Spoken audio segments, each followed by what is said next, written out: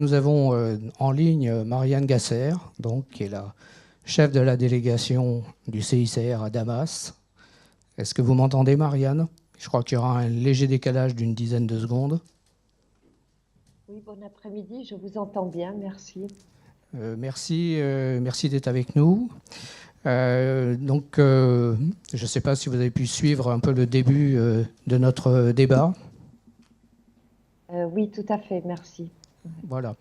Écoutez, ce que nous voulions déjà savoir avec vous, déjà, c'est vous êtes présente sur place depuis le début du conflit et nous aimerions connaître les grands axes de votre mission.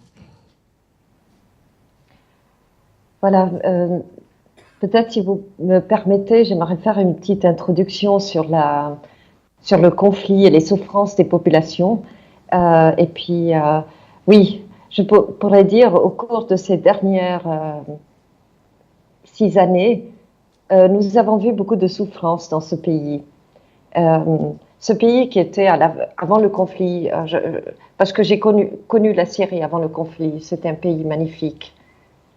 Et puis, je dois dire, malgré tous les pourparlers de paix depuis 2012, nous avons vu aussi beaucoup d'espoir déçus parmi la population civile. Parce que ces dernières années de conflit ont eu un impact énorme sur la population civile. Les enfants de moins de 6 ans n'ont rien connu d'autre que la guerre au cours de leur brève existence. Et puis bon, je ne vais pas venir avec plein de chiffres, mais on sait qu'après 6 ans de conflit, le conflit a fait près de 500 000 morts, près de 2 millions de blessés, 6,5 millions de populations déplacées internes. Et beaucoup de déplacés internes ont dû fuir les violences à plusieurs reprises. C'est-à-dire qu'à chaque fois, ils ont dû quitter leur logement ou un abri de fortune pour se remettre à la recherche d'un lieu plus sûr. Donc, très difficile pour les populations civiles. On sait qu'aussi, parce qu'on a parlé de migrants, que près de 5 millions de personnes ont dû fuir la Syrie, ont quitté le pays. Et au total, on pourrait dire que la moitié des Syriens ont été forcés de fuir de chez elles. Aussi, n'oublions pas, parce qu'on parle de protection, ce conflit a engendré des milliers de personnes qui sont aujourd'hui portées disparues, des milliers de familles dont on est sans nouvelles. On est sans nouvelles d'une mère, d'un frère, d'une fille ou d'un enfant. Et puis, bon, aussi, ce qui est très fort, c'est que les besoins des Syriens en assistance humanitaire, en assistance essentielle, augmentent de jour en jour. Et aujourd'hui, nous estimons que 13 millions de personnes, la moitié des enfants, ont besoin d'une aide d'urgence. Mais bon, je suis venue avec trop de chiffres, mais je voulais juste dire que derrière ces chiffres, il y a des gens, des mères, des pères, des enfants, des familles, comme vous et moi, qui ne voulaient jamais quitter leur pays et qui vivaient relativement bien. Peut-être une autre chose aussi qui est très forte dans ce conflit, c'est que ce conflit a endommagé des infrastructures essentielles, a détruit l'appareil productif, a abîmé l'économie. Dans combien d'endroits aujourd'hui où nous rendons pour acheminer de l'assistance, on voit des bâtiments éventrés, des maisons abandonnées. Il y a tellement d'endroits en Syrie qui portent les stigmates de la guerre. Beaucoup de systèmes d'approvisionnement en eau, des hôpitaux, même des écoles, voire même des entrepôts, des bâtiments publics et des logements civils ont été détruits ou endommagés de part et d'autre des lignes de front, parce que comme il y a un combat très fort en Syrie, il y a plusieurs lignes de front, ce qui ne facilite pas du tout la tâche des humanitaires qui tentent d'acheminer de l'assistance aux populations dans le besoin. Beaucoup d'hôpitaux, on estime à 60% des hôpitaux, des centres de santé aujourd'hui sont soit fermés ou ne fonctionnent à peine. Et puis même, pas seulement les blessés, mais aussi les populations qui souffrent de maladies chroniques ne peuvent même plus se rendre dans des centres de santé parce que tout accès aux biens et aux services essentiels à leur survie est coupé. Bon, le CICR, notre partenaire principal, est le Croissant Rouge arabe syrien, avec des volontaires très engagés. On arrive à livrer du matériel médical, dont dans des zones assiégées. On le fait sur une base quotidienne, voire hebdomadaire. Mais il faut dire que nous avons dû appeler à maintes reprises les parties au conflit. Et là, comme je pense vous l'avez mentionné au début du débat, il y a beaucoup de parties prenantes au conflit en Syrie. Beaucoup trop. Ce n'est plus un conflit entre Syriens et Syriens. Il y a beaucoup trop d'acteurs. Et puis, on essaye d'appeler ces parties prenantes au conflit à respecter les établissements de santé, leur personnel, à respecter aussi les stations de pompage, les systèmes d'eau, parce que des systèmes d'eau, des stations de pompage, plusieurs d'entre eux ont été endommagés, ont été attaqués et privent les populations d'eau et d'électricité. Et puis, j'aimerais peut-être dire aussi que les coupures d'eau et d'électricité sont devenues une méthode de guerre. Et ceci a des conséquences catastrophiques pour les populations de part et d'autre des lignes de front. Peut-être une chose aussi très forte en Syrie, et ça je crois que vous l'avez mentionné au début du débat, ce qui est malheureusement très, très fort, ce sont les bombardements incessants dans des zones urbaines. Des zones urbaines qui mettent en danger des centaines de vies, des vies humaines. Et je me souviens très bien des combats intenses en 2012 en ville de Homs, ou bien en 2015 et en 2016 en ville d'Alep. Aucun quartier n'a été épargné et des infrastructures vitales ont été frappées à plusieurs reprises. Des dizaines de civils ont été tués, sans compter les innombrables blessés, ont été blessés des roquettes. Aujourd'hui, il n'y a pas une seule famille en Syrie qui n'a pas été épargnée par le conflit. Et je dois dire que moins des enfants ne devraient pour nous, peut-être, pour revenir à votre question, pour nous, humanitaires, le CICR, en étroite collaboration avec le Croissant Rouge arabe syrien, je crois qu'on a une difficulté de réseau. Pour répondre à la crise humanitaire, avec impartialité. On a plusieurs activités en approvisionnement en eau, de distribution de nourriture, des constructions aussi d'abris, d'aide médicale pour les populations déplacées. Mais il ne faut pas oublier aussi les populations locales qui accueillent les déplacés, parce qu'elles sont aussi très vulnérables. Nous essayons de mener aussi des opérations humanitaires par-delà des lignes de front afin de porter secours aux habitants. Mais des zones, et surtout, on doit dire que les populations dans les zones assiégées souffrent énormément. Nous avons fait beaucoup et nous sommes très engagés à en faire plus, mais je dois dire que la tâche est énorme. On ne pourrait jamais prétendre que nous couvrons tous les besoins humanitaires, vu qu'il y a tant de besoins humanitaires qui augmentent de jour en jour, et puis aussi, nous faisons face à d'énormes défis. Peut-être aussi, vous l'avez mentionné, les nombreux défis. D'abord, n'oublions pas, nous sommes dans un contexte où il y a un conflit actif. Donc, on fait face à beaucoup d'insécurité dues au combat. Tous les jours, il y a des changements, des lignes de front qui changent, même si on a beaucoup de contacts et on prend des mesures de sécurité À n'importe quel moment, on peut être pris entre les combats. Et puis aussi, il ne faut pas oublier que pour passer d'une ligne de front à une autre, on doit être accepté. Et pour être accepté, on doit aussi avoir des contacts avec toutes les parties au conflit. Il y a de nombreux groupes armés, comme vous le savez. Il y a des fois aussi des interférences délibérées. Même quand on a toutes les autorisations, on doit attendre des heures au checkpoint avant de rentrer dans des zones assiégées. Il y a souvent des restrictions qui sont imposées sur l'assistance humanitaire que nous amenons et beaucoup de procédures administratives. Aussi, pour préparer des convois d'assistance, ce n'est pas une tâche facile. Elle peut durer plusieurs semaines. Ce sont des opérations très délicates et ces préparations de convois ne consistent pas seulement à charger un camion dans la bonne direction et d'aller de l'avant. C'est beaucoup plus complexe.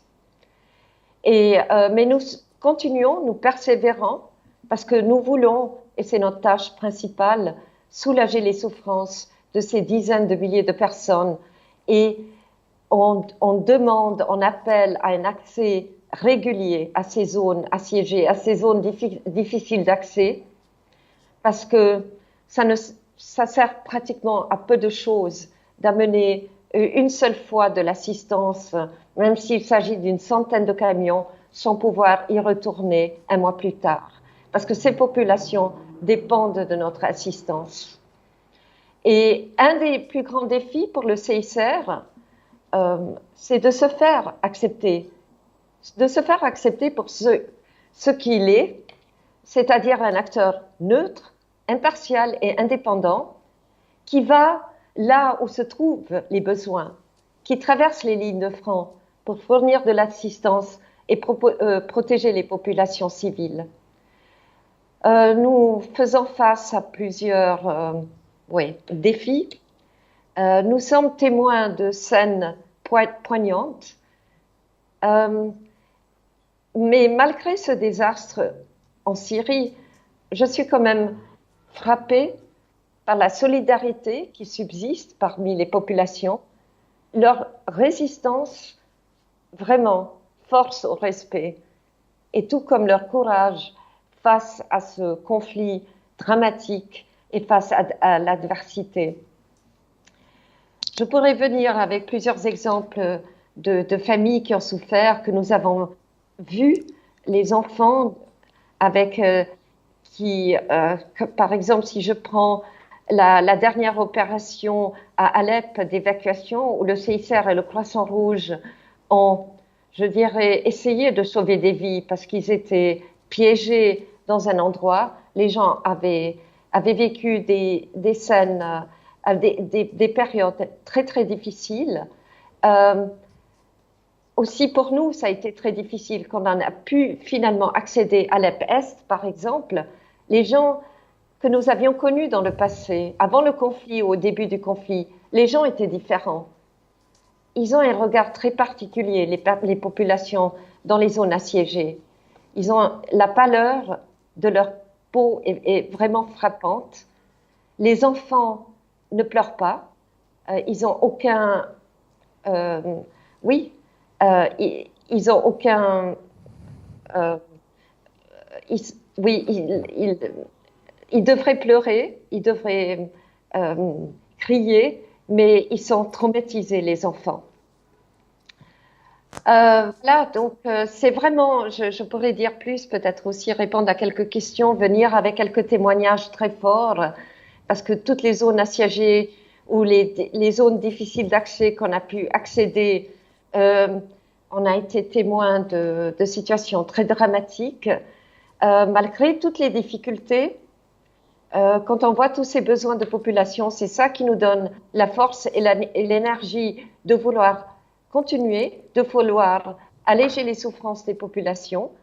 Comme je dis, les Syriens aussi sont très solidaires et c'est ça aussi qui nous donne toute la force.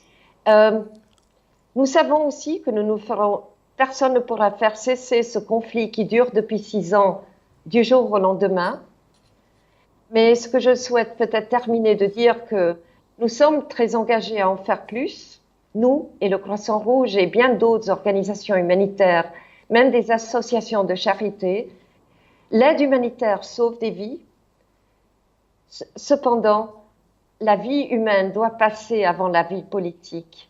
Et tous ces acteurs qui sont impliqués dans le conflit syrien doivent trouver une solution politique pour mettre fin à ce conflit et surtout fin aux souffrances des populations. Marianne? Oui, vous m'entendez, Marianne? Je vous entends bien, merci. Oui, je voulais vous remercier très fort pour ce témoignage et peut-être vous poser une petite question de conclusion. Où sont aujourd'hui finalement les limites de l'action? C'est dans les négociations, l'accès aux populations, la coordination avec les autres acteurs? Est-ce que vous avez le sentiment quand même que la légitimité du CICR sur le terrain depuis tant d'années, depuis tant de mois de guerre, fait que vous pouvez quand même mieux accéder, ou est-ce que vous faites un constat, comme vous disiez au début, que toujours au niveau de la coordination, des négociations, c'est très difficile? Certes, je dois avouer qu'on a un meilleur accès, malgré que, surtout pour accéder les zones difficiles d'accès, c'est hard to reach areas, et surtout les zones assiégées de part et d'autre d'ailleurs, ça demande énormément d'énergie pour obtenir toutes les autorisations. Donc, après, comme je mentionnais aussi, c'est l'insécurité. On a eu des fois des situations où on a obtenu toutes les autorisations, où tous les camions étaient chargés, où même les groupes armés ou les autorités ou les forces de sécurité et les forces armées sur place nous donnaient le feu vert, mais on n'a pas pu accéder parce qu'on a été pris au milieu des combats. Comme je disais aussi, c'est un conflit vraiment difficile, un conflit aussi où pour les travailleurs humanitaires, même si on prend certaines mesures, même si on prend tous les contacts nécessaires, toutes les autorisations nécessaires, c'est un contexte où on est exposé au danger. Si je prends plus d'une soixantaine de volontaires, d'employés du Croissant Rouge arabe syrien ont perdu la vie dans l'accomplissement de leur mission. Donc, ça reste extrêmement difficile de travailler dans ce contexte. Mais comme je dis, même si on n'arrive pas à couvrir tous les besoins, même il y a aussi beaucoup d'endroits où on ne peut pas accéder. Je prends par exemple Raqqa, Deir ez-Zor, qui sont contrôlés par l'État islamique, où on n'a pas de contact avec eux, malgré qu'on a des contacts avec d'autres groupes armés, dont certains qui sont radicaux, et on a pu franchir des lignes de front. Mais on est très inquiet pour les populations aussi dans les zones où on n'a pas accès, comme les zones contrôlées par l'État islamique. Et c'est très difficile de travailler dans ce conflit, dans ce contexte, mais on doit continuer à persévérer parce que la souffrance est énorme et c'est notre mandat humanitaire d'essayer. Je crois qu'on fait quand même une petite différence. Si les humanitaires n'étaient pas sur le terrain, la situation aurait été bien plus catastrophique qu'aujourd'hui. Donc ce n'est pas, comme je dis, notre action impartiale, neutre et indépendante. Il y a encore beaucoup à faire pour y arriver là.